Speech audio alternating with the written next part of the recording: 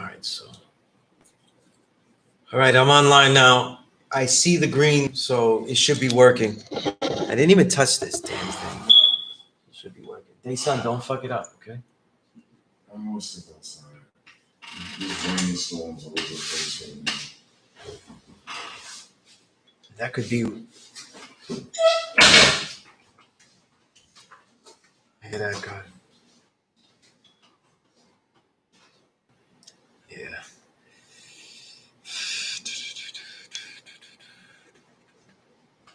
All right. All right, let me know. Start it again. Nobody's on this thing, but yeah. Anyway, God, like.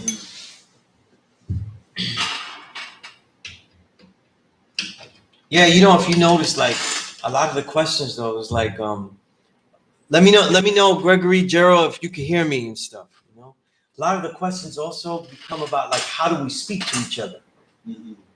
You know what I'm saying? If you notice, that's a major flaw in this nation. Like, how do we speak and how do we engage and shit? You know what I mean? And okay, yeah. I don't know what happened. All the lights are on. Everything was here. So it could be a glitch in the mobile hotspot because then it disconnected the microphone. You know what I'm saying? And of course, the microphone from this laptop is trash, though. But we learned that during the quarantine, right? The early videos sounded horrible. But sometimes they used to cut off. Yeah. So let me say what I was saying about Firstborn Prince. I think was that where I was up to? Yeah. What was the last thing I was talking about?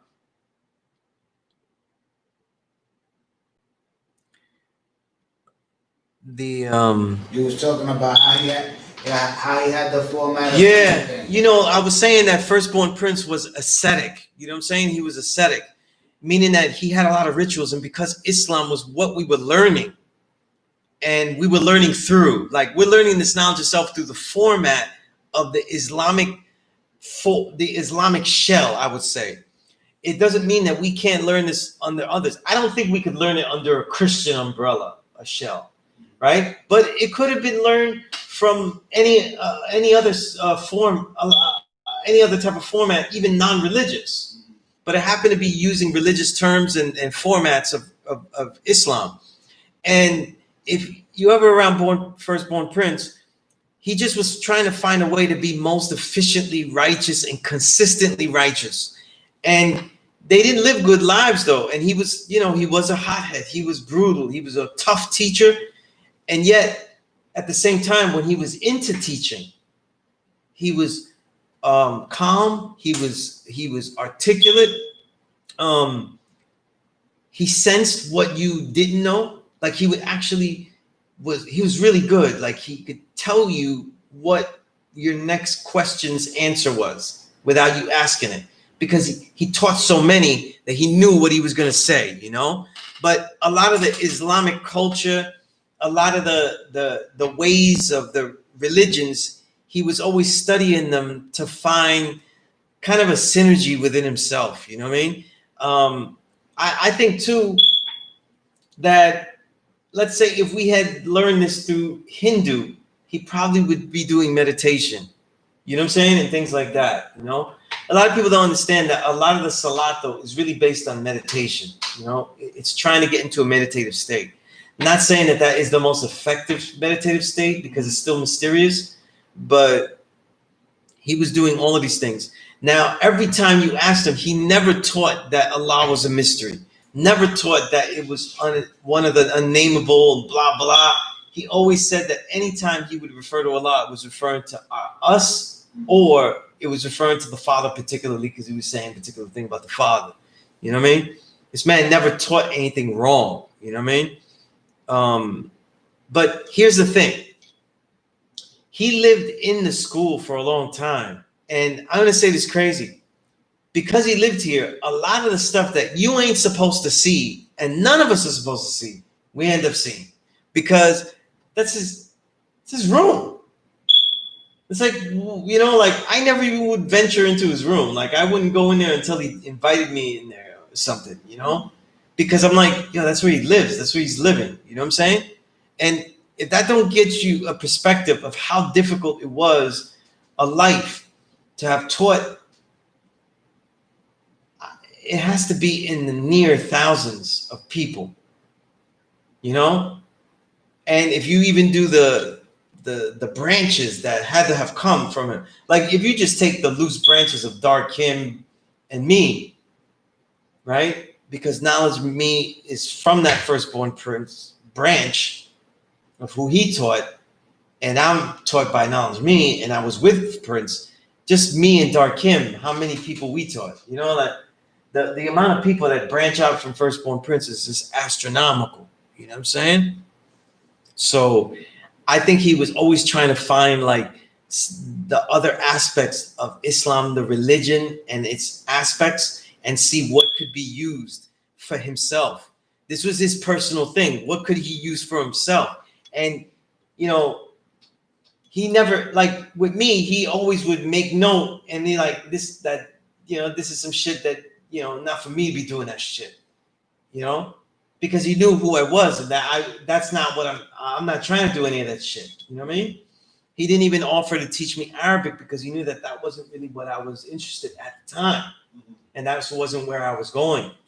You know, if you really look at my curriculum and the unique things that I teach, a lot of my teaching is based on the philosophical aspect that comes out of the 120 and making it a lifestyle and making it something that allows you to branch off into being a real learned person.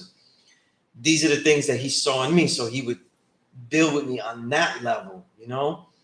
Again, one of the most expert teachers, when people talk about him, they're talking about his abrasiveness as an individual, but they're also adding up a lot of years where any person could walk into his home. Just think about that for a minute. Don't think about, you know, he wasn't supposed to be there. This is not supposed to be for that. The point was, it was his home. And you're walking into his shit, though. And so a lot of the questions that people have, though, you got to take that into account. You know, it's like, this is my shit I'm doing. It's me. You know what I mean? Like, they, you know, like I'm Sunez, so I'm always supposed to be studying something really smart and shit, you know? Then you come to my house, though, and I'm watching a cartoon. You know what I mean? Like, oh, Sunez, what are you doing? You know, like, yeah, sometimes I'm going to watch the Mets lose. I want to watch the Mets lose. This is what I want to do. You know what I mean? So that's what happens. You know what I'm saying? Like, then people might criticize, you know? I'm trying to think of like dumb shit I do, but you know, I'm the guy. I don't do dumb shit. But watching the Mets lose and watching the entire game, though, that would be like probably the dumbest shit I do right now. You know what I mean? But just because I enjoy the commentary, you know, I enjoy the right. That's right. We're gonna do things that don't always seem as useful. You know what I'm saying? Right? Yeah, they won today, right? Yeah, you know. But stuff like that. Sometimes you gotta listen to Gary, Keith, and Ron the whole way. You know what I'm saying? But yeah, I think it worked for him. And I'll be honest though, a lot of the stuff that he didn't work either. You know, trying to be a more calm man and all that kind of shit. And some of that shit didn't work. Just like a lot of the stuff we do don't work. You know what I'm saying? We'll do a lot of the things to find calm and everything like that. And then we will, you know, we'll get mad too. You know, be the first person. You know, I've taught people ways to not be angry, and I've gotten angry the next minute. You know what I'm saying? So it's all stuff that we're applying and shit like that. It doesn't always work, you know? And a lot of it was emotional. A lot of it was the emotion. And we could criticize though, but aside from that aspect, but a lot of people haven't taught that many people, you know? Like, think about teaching all that many people and seeing such a small percentage really live it out. You know what I'm saying? That could be very frustrating because you're thinking about your life's work and you know, I spent my whole life this, and this might not even last and stuff. And you know what I'm saying? And we tried so hard, you know?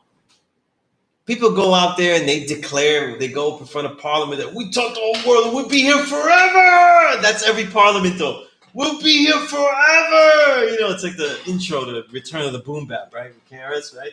We will be here forever and ever and ever and ever, right? But the truth is, when you on your own, and you realize that you had like, and I'm saying this from personally, like this knowledge of self and the way that you did everything in the guise and the sacrifice of this knowledge, and realize that you lost spouses, you lost family structure, you give up a lot of stuff to deal with this knowledge. And a lot of people that don't know that is because they didn't really do everything for this. You know what I'm saying? Mm-hmm. So they don't know what it feels like to be older and have taught so many people. And not that you're worried that, oh, how come it didn't blow up? But you're worried that, will it even still be here? And all you could repeat to yourself is like, yo, it's true, so it's got to be. You know? But remember, truth can be buried. And that's what we live, right? Truth can be consistently buried. You know? So it is very frustrating when you think of things like that. It was one of the major things I learned from Prince by watching him, because I was thinking, like, if I teach this class, if I teach all of these people and I just share, I have to be okay with none of them really living the shit out good and just trying to reboot and trying to see what I could do, you know, and just trying to learn better to do it better. But I have to be content with just a small percentage of people learning, you know, and because I can't get burnt out. You know what I'm saying? And I learned that mainly with Prince. You know what I'm saying? Mm-hmm. Learn that mainly with Prince, because if you watch them teach, like really teach, if honestly to me, if you didn't understand it, it's because you really weren't listening. Because he never spoke fast. He never had he never like rambled through a topic. He really wasn't like a tangent, and he kept the dynamics. He kept the dynamics to a calm level. So, like, for example, Dumar was incredible dynamics. And what happens is that it dazzles and you could get lost and you're like, I don't remember everything. I don't, you know what I mean? Mm. Prince didn't teach like that. So he didn't teach with dynamics like that. The difference was that it's really like our people. He had such soul that it just came out and made you remember stuff. And he had such a unique way of saying stuff that you remembered it. But he wasn't doing the dynamic, the dazzling shit like, you know, Dumar, and then you take this and Johnny Neckbone and going over here and then you know, taking it through here and, you know, giving numbers and going back. Like, he wasn't doing all that. You know what I mean? Or Wise Jamel, where Wise Jamel would get all intense and everything and, you know, be like, yeah, you got this, you know, mathematical buildup, and, you know, he wouldn't do all that. There was a simplicity to him and a real soul in the way that he taught. So, you know, it just got to you, you know what I'm saying? But and the practicality, and I think those are things that I tried to take from him, you know, the practicality of things. Like what could you? He was really great at teaching somebody something in 30 seconds, and it's funny because it might have been an adjustment because he was often bitter, right? And he wanted to live. You know, when you're in your home, you want to do your own thing, and he might want to, you know, give something. It's like, yo, this is you're here, but this is my time right now. I'm gonna do my shit now. So I would notice that he would be able to teach somebody something. They might not get it, but he would say it in such a way that they could actually fragment it and hold it. Like, in other words, it was, I'm not gonna say hashtag, but like, you know, like when something is really packaged so well that they could just repeat it and be like, I don't know what it means, but I remember it. You know what I'm saying? Yeah. And he would often do that, and I myself would be going back on the train, and the light bulb would turn on, and I'd get it. You know what I'm saying? And he would do that, and I think a lot of that was because he wanted people out of his hair. You know, people always trying to rush to him to ask him a question. You know what I mean? And so he just couldn't just sit down and just ask. And yo, it was almost celebrity type status, though. You got to understand that Firstborn Prince wasn't just a great speaker. He also was a very good writer, a really good writer. So he really could teach in all ways. I think that led to people being a little jealous. You know what I'm saying? I mean, use little mildly. It probably was higher than that. But also led to people wanting to ask him stuff. So, You know what I'm Dr. and that's your enlightenment? I learned with him. My enlightenment was knowledge me. Okay. But I was with Firstborn Prince too. And a lot of my connections are with Firstborn Prince. You know what I'm saying? So that's Dr. teacher, right? Yeah, that's a direct teacher. You know what I mean? But it's funny though how the roots go, because I'm a I'm little bit younger than Darkim, but when I got knowledge, I was with Darkim, so I still learned through, because Darkim's my big brother, so I spent time with him too, learning, and especially spent time with him teaching me how to teach, because he was teaching here before you. right? So every single teacher that was ever taught at a law school in Mecca, I went and built with, if they were alive. You know what I mean? Darkim was one of them. Darkim, Freedom, his Dominican Freedom, Born Perfection, Infinite Al-Jamar, Dumar, of course, Dumar, right? Everybody, Colleen, right? Even though he wasn't as giving to me, but Like basically all the brothers that had classes. everybody that ever had a class that was alive, though, I built with them. Okay. You know what I mean? I built with them. I saw what they did. I asked them questions about different things, or I observed them when they were teaching. You know what I mean? If they were alive and taught, I was observing something. You know what I mean? That's why people ask, how did I last so long here? It's one of the reasons. You know what I mean? And of course, firstborn prince. So I'll be coming to your class. Like right now, I haven't been coming a lot to the camp class because, like, I don't know, from whatever reason it is, I might come, or maybe I might just stay in my house and just watch it, because it looks like, the internet is like a distraction, and and just having just one person like you, but I see that it's no, like I know when I'm here, like, you know what I'm saying, it's not never no problem with you, you know what I'm saying? right. I always, but the internet, like with him, it distracts a lot. Mm. You know what I'm saying? Because it'd be mad brothers asking questions. You know Yeah. I mean, I keep it. The classroom. I give a lot of forms for the classroom digitally. In the quarantine, I continued teaching even when we were closed, and I tried to transition all you good digital students into the classroom. And the digital classroom knows that the priority is the physical classroom interacting with the digital. And it helps because all of you students here are so engaged. They ask good questions, and then I can incorporate it. You know what I'm saying? Mm-hmm. But no, I thought about this a long time, of how to engage both, you know what I mean? Mm-hmm. But with the proper prioritization, because you're the one that traveled. A lot of these brothers and sisters, they're not even close to even being able to come here, but still you traveled here, you know what I'm saying? And so it gives that priority and stuff like that, you know? And if I teach it well enough, they can get something out of the things that I say, to you. Exactly. And what I was gonna say, I'll be coming to Saturdays. Unless like when I got the only class that I missed on Saturday was one time was my Law Shaw's class, because that week I had got hit by a car with when I was riding my Right. energy school, so I was I couldn't physically make it because I was really hurt.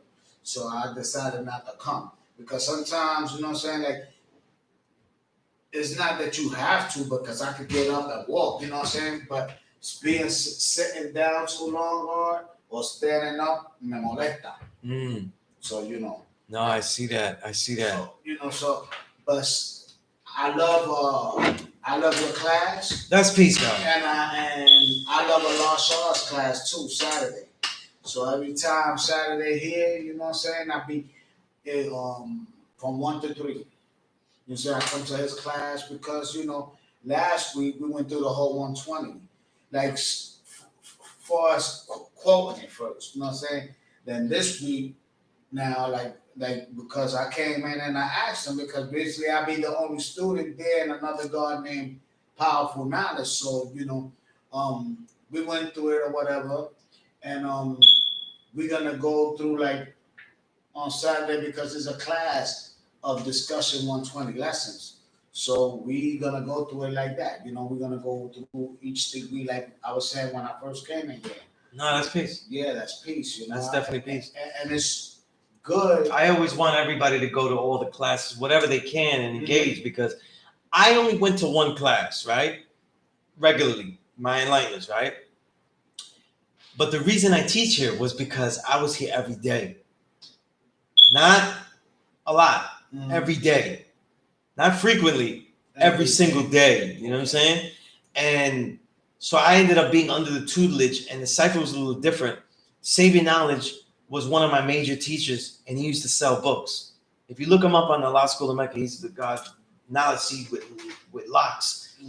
He used to sell books, and he read every single book, and we used to go through pedagogy, you know, the real science of teaching, and he taught me how to teach a classroom with this knowledge of self and really go through it with me.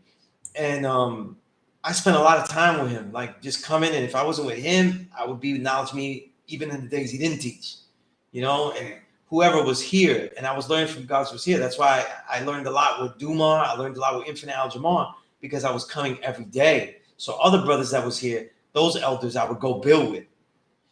So that's why, like, Infinite Al-Jamar is the guy with the glasses that be here in the front. Sometimes he be here. He's an older guy, I can't right? say though, but he's from Medina though, you know. Okay. But he does spend time here, you know. Okay. But Infinite Al-Jamar, like one of the legends of this nation, you know what I mean? And I learned so much from him that there was one year where we co-taught the classroom, this class together, because he would always be here and I would teach my set lessons and everything, like all that. And he would just riff off of them and give the class his perspective. And we had this incredible synergy. You know what I'm saying? I love the guy. You know what I mean? I love Infinite Al-Jamar. You know what I mean? But when Dumar was alive, I learned with him. Wise Jamel, I spent a lot of time with Wise Jamel. Wise Jamel literally was always here. So. And you travel from Medina, God? Yeah. At the time I was getting knowledge and preparing to teach here, those years, 99 into 2000. So you still rest in Medina? No. I rest in Savior's Island now. Oh, okay. So you come. Yeah. So. Okay. But when I lived where I'm originally from, Sunset Park. That's where I was coming from. You know what I mean? So I was coming all the way over there, taking the R, the D, and the D all the way out here. You know what I mean? I know what part of Brooklyn is that. Sunset Yeah. Come on, you Puerto Rican though, you know. Yeah, a lot of gangs in the 70s over there. That's right. A lot of dirty ones, Vikings, and a lot of motorcycle gangs and stuff like that. That's right. That was big culture when I was growing up, and the kid in the 80s and shit. You know what I mean? Yeah, Familia Nieta was still big, Latin Kings, all that. You know what I mean? Yeah. He's definitely, you know. So I always call Sunset the lung of Medina, you know. Not a lot of air to breathe, but we was there. You know what I mean? But and I was one of the first to get knowledge there. So it wasn't really people with knowledge of self there when I got it. You know? When I'm basically raised, I'm from East New York.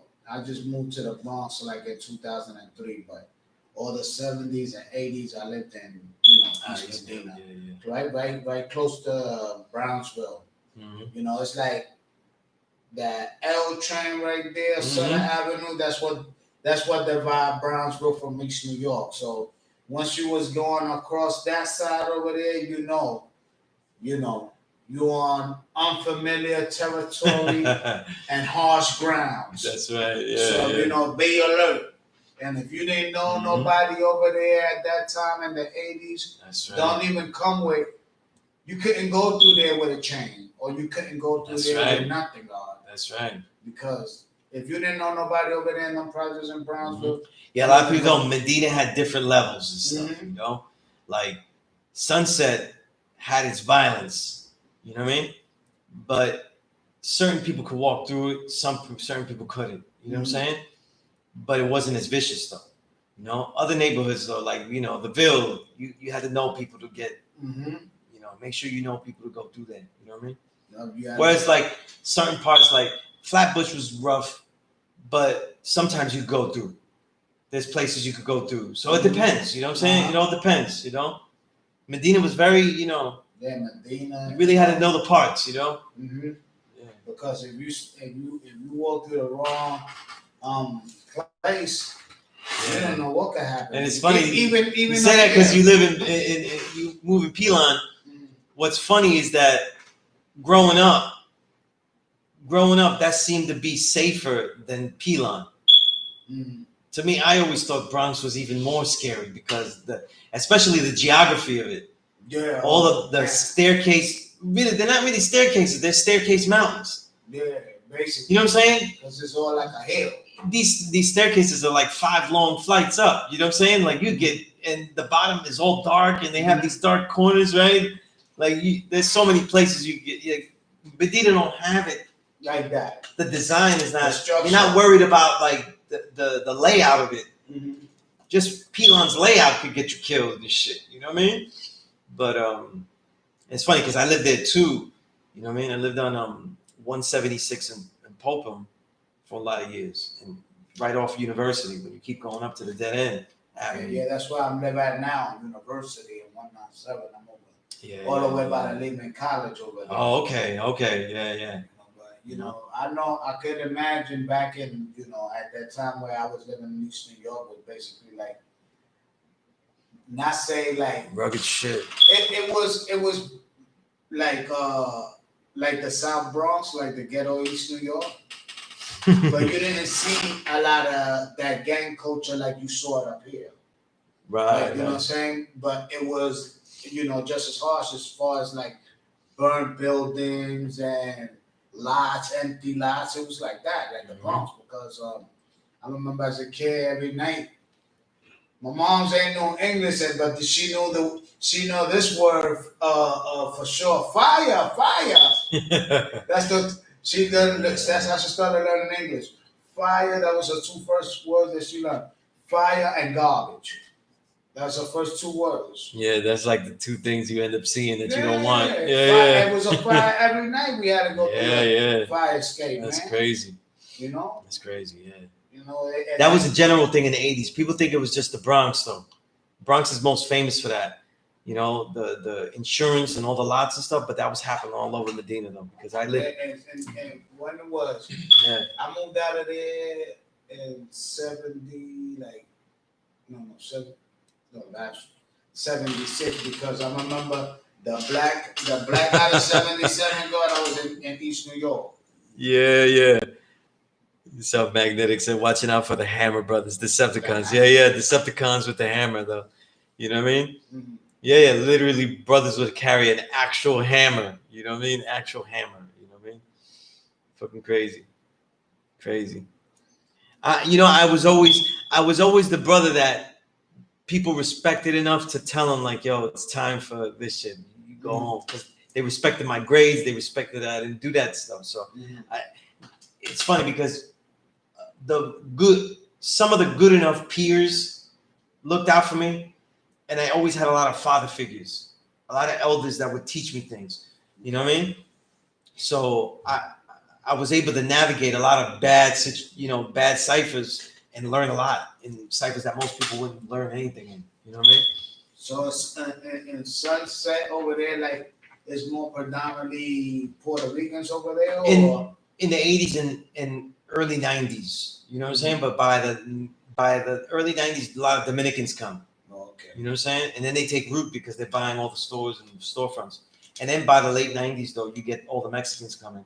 And then now it's probably the neighborhood closest to like Queens neighborhoods, like Corona and shit, because there's a big diversity of Latin Americans. It's not just Latin Caribbean anymore. You know, it's like so it's much more diverse now. You know, like I had one of my sisters. She used to live over here on 1990 Lexington Avenue. So when I started coming to visit her up here, wasn't that in like it was 99? Yeah, like 99, right? So I go to 116, see a lot of, but then I came like in 2000, all the stores right there in the Barrio 116 and stuff like that. Yeah. Then Mexican joints. Yeah. Everything there, I said, yo, they took over. Yeah. It don't seem like no Spanish Harlem. Nah, I don't. It looked like Mexican Harlem. Yeah. I was like, what? And it's crazy because a lot of the Puerto Rican culture of music and salsa and stuff, I really learned a lot of it going to Spanish Harlem. Like I literally was going to elders and players and all that kind of stuff and learning it, you know what I mean? Because growing up though, we weren't allowed to listen to any of that. Everything was too black, including salsa. So it was about growing up. It was all about the crossover. It was about English, learn English. This is why I'm a writer. Like this is all we were supposed to do. And so getting into music was a way to get to all the culture that I missed. You know what I'm saying? Okay. So that became a thing. You know what I mean? But yo, we have about 20 minutes left. Real Hip Hop, you're asking what's today's mathematics. You tell me how you see today's mathematics, right? Right? Right? I don't. You're asking me. If you remember, I built on today's mathematics already. Yeah. So y'all can just rewind that. You know what I'm saying? And Knowledge Born, what's up with the question marks on the True and Living though? Right? I know God is here. I don't know who are you talking to. Right? I don't know why the question mark is there. Bugging out with them question marks.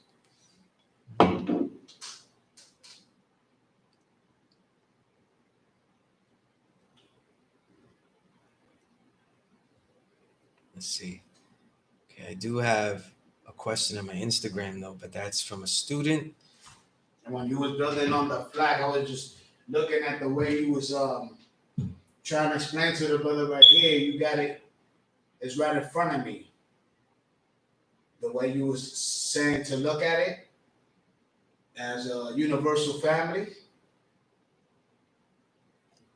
Yeah, it's Yeah, we've been given that metaphor. We got to think about how the metaphor works. You know what I'm saying? It looks real nice the way it's right here. The way the God is standing, the wisdom is standing, like a moon and the star right there. You see it? Oh yeah, I've seen that drawing. Yeah. Definitely, yeah. We gotta make our symbols real. You know what I mean? We gotta think about them and see how real they go. Oh, that's Peace Knowledge Born. Yeah, I'm just messing with you. Knowledge Born. I got a lot of trolls and stuff like that. There's a lot of trolls on the internet. You know what I'm saying? So just gotta make sure. You know what I'm saying? Gotta make sure. But again, we got like 20 minutes though. Any questions that anyone has though? Again, with the homework though, the homework is an assignment. All your homeworks are an assignment. If I ask you to build, like my first homework assignment that Knowledge Me gave me was write an essay, because he knew I was a writer, so oh my goodness, he was really making me write. Build on the first degree. Why are you the original man? You know what I'm saying? And I still have that paper. I still have that paper. I gotta type it out as is just so I have it. Even though when I read it now, I'm like, damn, that shit is wrong. Like it's not deep, it's not, but it's it was the first one. Because that shit is like the Constitution right now. It's like mad yellow and old and shit. Okay. But you see how I learned from him that an assignment though it could be done but never finished. You know what I'm saying? You're always gonna add on. Like if you did this assignment now, in 5 years, you'll write something totally different. In other words, everything else would have written could have been correct, but you didn't live anything if you didn't add anything to it. You mean as far as who is the original man, you didn't add on anything to figure out why we're the maker and the owner. You didn't come to any more conclusions of why we're the supreme being of the entire universe. Like nothing. Yeah, you know that. You gotta, you know what I'm saying? I'm giving assignments that have add-ons, and they're designed for you to ask questions. A scientist isn't made by his answers; they are made by the questions. You know what I'm saying? Yo, let's check it. Einstein is the most famous scientist, though, and his most famous concept is a theory because it has nearly always been correct. But if you really study Einstein and you study what he was about, the truth is that he's actually more famous though for his questions, and a lot of people today actually think about the direction they could take certain fields by looking at the essays that he wrote that asked a lot of questions and didn't have answers. You see?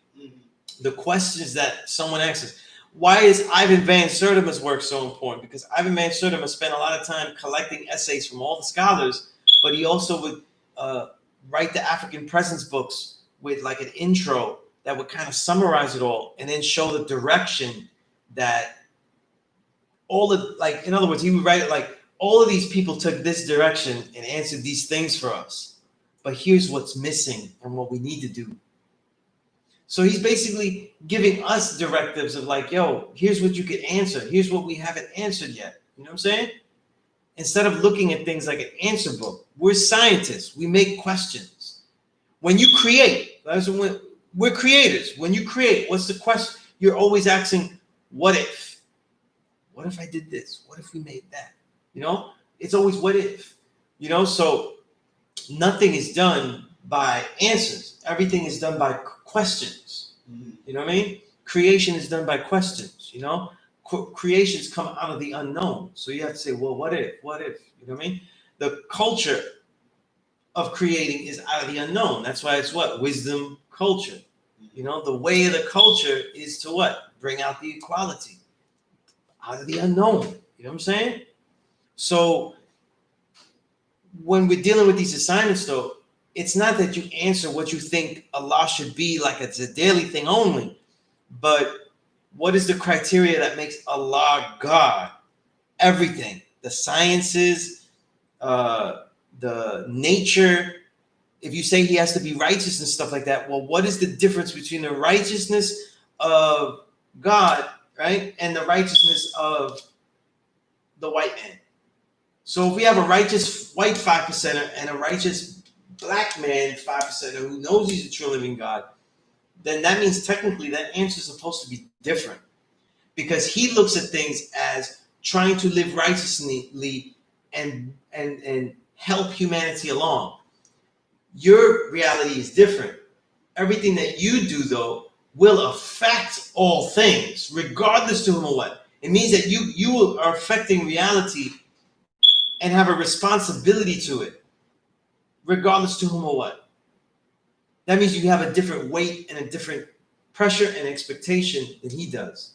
So socially, you see how we're making a difference, right, between a regular man and those things. So this is what I want you to think about, you know, like the criteria, like, well, what if? Can I answer these sciences? You know, like just name sciences and you know, go through them. You know, and then you realize, like, you know, as you should, because this is how I do stuff. I'm like, yo, I don't really know shit. I don't know a damn thing about this. You know, so like, you know, when I'm looking for books and collecting books, I go into I think about, like, what don't I know anything about? You know? And then I see, do I have good books? Maybe I'm not reading those books. Oh, wait, I don't have good books about them. Let me go see, you know, which if I could get some. So this is what we're talking about. You know what I'm saying? And with that assignment, though, you could start out like, if you want to learn, you write down the things that you can't answer. You know what I'm saying? Or like, Sunez, you got books on this? Because this is one of the things I think is a criteria, but I don't know. You know what I'm saying? Like, for example, we speak mathematics. We say mathematics is the language of the universe. Did you ever look for books that also equate with that? Because there are books that actually say mathematics is the language of the universe. And that's literally what it's about. Right? So if you go about proving to somebody, because some people don't bear witness to that, especially a lot of religious people don't bear witness that mathematics is the science of the universe. Or that and some scientists, will argue that mathematics is just another science, which even though it doesn't make sense, because every single science is detailed and explained through mathematics, right? But you have to come to those, you have to be able to put those into words, like for the average person, let alone different age groups, you know what I'm saying? But be able to put it into words for yourself. If you know things but can't really put them into words, then you have like a surface learning, and it's not really good enough. And that's the only difference between someone that could teach something and someone that, you know, I get it, but I don't really, you know what I'm saying? It's different. It's different. You know what I'm saying? So this is what the assignments are about. You know, they're not about just answering them completely. You know what I'm saying? Self-Magnetic wrote, the thought. 1, being seen clearly. 3, and living it right and exact. It's a powerful statement, though, because you can apply that to things that you're dealing with, though. Was this thought seen clearly? So that means you have to recognize the thought and then see it clearly, right? Is it a viable thought? How will I use it? How is it relevant to all things? And then live it out. Right, exactly. That's a peace build, God. Really, really short, but powerful. You know what I mean?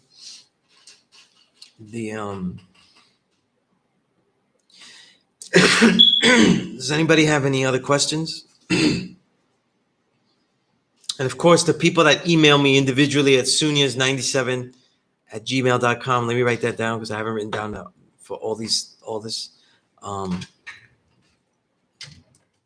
Right. And if you're on the internet, go to 5percentmedia.com.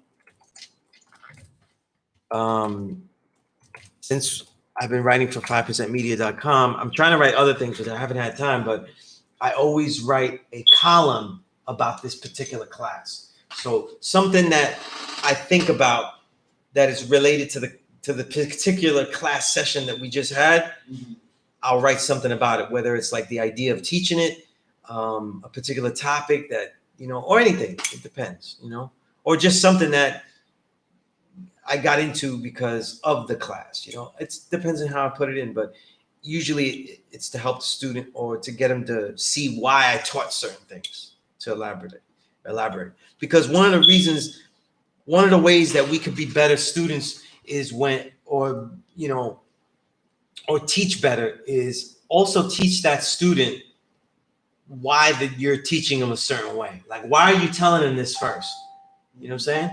Like, I learned that mostly with my children, though, because a lot of times I'll tell my children why I'm doing something with them, especially when they do something bad. Like, why I'm scolding them. Like, why are we doing it this way? Why have to do it like that? And they don't always get it the first time, though. They're, kids are, they're a pain in the ass. You gotta repeat things forever. But, the thing is that always be in the habit of explaining things, because especially for children, to me, it gives them a humanity. Not that they're just subjects to your will. You know what I'm saying? So basically, but children and adults are differently. They different because of the mind state. But like what you're saying is a good way of teaching, because if you can teach your children, you can teach somebody else. You know what I'm saying? Mm-hmm. Because to teach your children, you gotta have patience, man. You know what I'm saying? It's not an easy task as a lot of people think it is. Mm-hmm. You know what I'm saying? And that's right. And it's a big responsibility as well. That's right. So and then my thing is this: I want to get, the full understanding and be right exact about what I'm speaking about, because how you gonna be able to teach? Absolutely. You know what I'm saying? Absolutely. If you gotta teach it right, or don't teach it at all. That's how I see it. I agree. Because don't already mislead a person that's misled. Yeah. I've always had the habit with both of my children to, if I scold them or I tell them something, to explain why I'm doing it. Even if they're not really listening, if they're angry and shit like that, you know what I mean? A lot of explanation, because even if they don't get it, or if they don't hear it or want to hear it, there's a humanity that to me comes across. And because I think, and I think that me being able to articulate things and put things into words and teach is one of the things I know how to do. And because of that, I cannot be surprised if it's in their genes. So this is how I would develop it. You know what I mean? So the things I'm good at is doing that, and it opens up their way of developing that too. You know what I'm saying?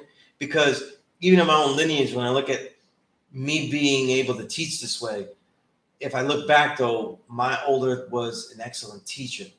She knew how to teach things, like knew the way to teach things, and in their proper order.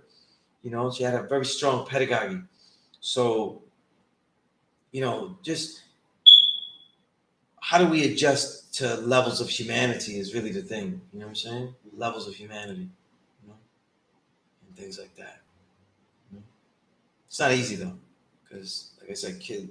You know, when you have kids too, and you have multiple kids, though, they all different. And not just that, like you said before, this is like one of the most difficult things to really teach to the dumb, deaf, and blind because they so much into the way they've been living and they are so accustomed, you know what I'm saying, that when you try to make knowledge born to them, it's like, you know, it's a difficult thing. It's a difficult thing to really